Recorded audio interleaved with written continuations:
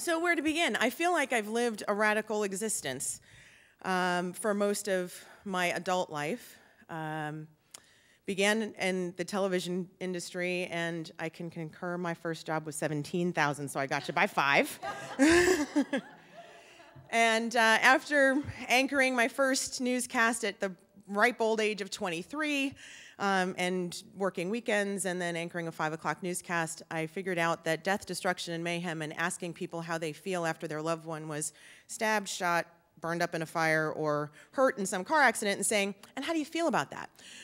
Was really not a great idea for a career in everlasting life on that side of things. So I left television and I did what all news refugees do. I went into media training and thought, this is the penance that I pay for chasing people down the street asking if they robbed, stabbed, killed, or did whatever. I get to now coach people who get chased by reporters and help them actually answer in a confident way, stand up in front of large audiences and deliver their best presentation so that they get the true essence of what, the audience gets the true essence of what they're trying to say versus whatever the nerves decide to let fall out of their mouth at the time. So I also consider myself the resident fear buster.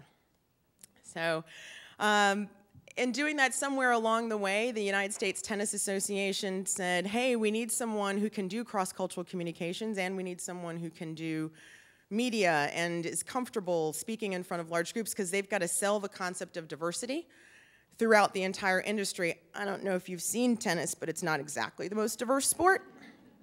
And so I said, hey, I'm your girl, I can do this. And so I became the youngest chief at the USTA at the ripe age of 30 as their chief diversity officer, and sat in the room with all the other chiefs who were about 45 or 50, and all the board members who were 65 and up, and had to convince this entire industry that it was equally important to have not only estrogen and color, but also have people of different sexual orientation and everything else involved in the sport and feel that they have a fair share and equity in the process. And I had the pleasure, unlike you, and I wanted to hug you because I know the whole TV thing, I really do, and bad bosses and everything else. I actually was lucky enough to have the single greatest boss in the history of bosses. Helped me with every step of the way, became a mentor, became a friend, became a confidant. And when you're doing diversity and cross-cultural communication work, you need someone who's going to be right in front of you leading the way. You also need someone who's going to stand next to you and help you push the way. And you need somebody who's standing behind you so that when you get knocked down, he picks you back up, dusts you off, and sticks you back in the game. So he retired in 2007, and I was ever so sad because the person they replaced him with couldn't have been more oil to my vinegar if he tried. And after about a year of really an enormous amount of struggle, pain, torture, and agony of being in that work environment, I said, you know what, this is it. I've got to go back to doing what I love, which is communication work. I have to go back to enjoying myself and everything else. And so I made this master plan. I was going to quit my job eventually after I used my salary from there to set up my business over here. And in the middle of that, I ended up getting diagnosed with multiple sclerosis. So, but you can't tell because I still wear high heels. And so that changed things a little bit because it means that if you are going to step out on your own, you do have to figure out your own health insurance because they don't like people with MS. You have to figure out your own long-term care because you can't get disability insurance. You have to figure out a whole bunch of other things, and so you have to be absolutely successful. So in the process of also using my money to set up the business, I also was on my off time seeking clients so I could leave with contracts in hand thinking, okay, I'm going to be safe. There's nothing radical about it. I'm going to do it planned, methodical, right. Did I mention I quit on October 8th and the economy collapsed on November 4th?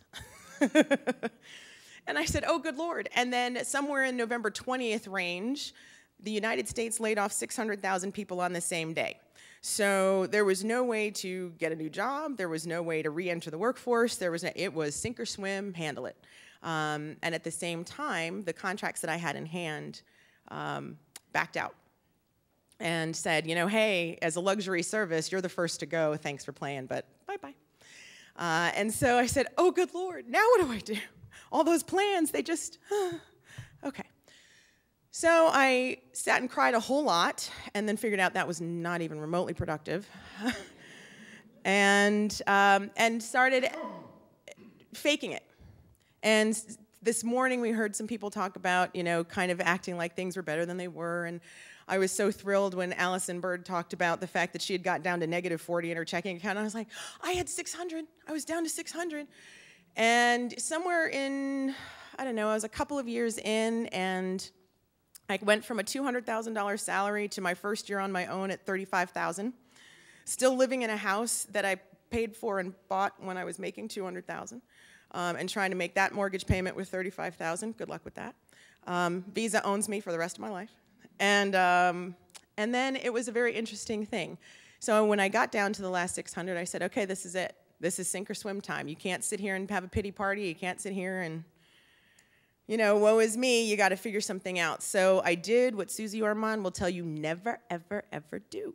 I cleaned out the retirement account and took every stitch of it, and I hired a PR person, and I hired a sales coach, and I hired, you name it, and just said, this is, and actually, one of the things we talked about this morning, too, is outsourcing all the stuff you don't like doing, outsourcing all the stuff that you're not good at, and I said, okay, well, I'll put legal stuff, not doing it. Financial stuff, not doing it. I speak for a living, not numbers. No. So I outsourced a bunch of things so I could really focus on growing the business and figuring out where I fit. And as luck and divine intervention would happen to have it, things started to click. And I went from 30 to 90 or 80, somewhere around there, and then 80 to 200. And I thought, ooh, okay, so we're getting in the ballpark. This is okay, and I'm still paying off stuff, but that's all right. And then I did one thing that I was so afraid to do, and for all budding entrepreneurs, please hear this part if you hear nothing else that I say. The one thing that most of us are afraid to do is ask our friends for referrals, recommendations, and help. I got over my fear of, infiltrating on a friendship, got over my fear of what that could do to the friendship and all of that, and just said, look, I need help. I've got to grow this business. Can somebody refer me to someone else? And people who weren't my closest friends were people who were hurling contacts. Hey, call this person, call that person. If you haven't read Malcolm Gladwell's Tipping Point, it's a big core concept. Your best friends are not going to be the people who get you the jobs. It's going to be that fringe person that you met that one time who thought you were interesting, and then when you called back later, said, oh yeah, hey, I'll help you out. So then I said, okay, so I'm going to tap all the people I kind of know and start asking for referrals, and ended up with, last year, nearly $800,000 in revenue. So that was a ton of asking, networking, and getting out of my own way, as I think we've heard throughout today as well, and fear, which was also talked about here today, and getting over your own fear, really. Someone said to me at one point, fear is really just a negative prayer. And I didn't quite get that. I said, explain that to me. He said, well, you know how they say ask for it and God will provide. So if you put it out in the universe that you want to be successful, you put it out in the universe that you want to find new business, then God will provide. Well, the same thing, if you sit and say, I'm afraid that I'm never going to find any business. I'm afraid that, well, God's listening, so he will provide. So quit with the negative prayer. And I said, holy cow, negative self-talk. So that's the power of the one word. And what you need to do to shift and focus your own self. So I am now, in a serious note and not just saying, I am very honored and privileged to be a nominee for Radical Entrepreneur, because I did all of the things that you really aren't supposed to do and managed to get back on top of things anyway. You know, bunk the system and forget the box, blow up the box. There isn't a box. You know, find out new ways to keep reinventing yourself and repackaging yourself over and over and over again. I think that's going from television to training to diversity, back to training, and, you know, asking and doing. And I'm, you know, getting better at all of these things that I didn't know I could do. But if any of you are fans of Robin Roberts, when she just came back from her bone marrow transplant, she had one fan who tweeted to her, you never know how strong you are until strength is all you have. It's absolutely the truth. When you are down to your last $600, that's not the time to give up and give in. That's the time to push like crazy and make it work. So I am so honored to be a nominee because it feels like I worked for something. So thank you very much.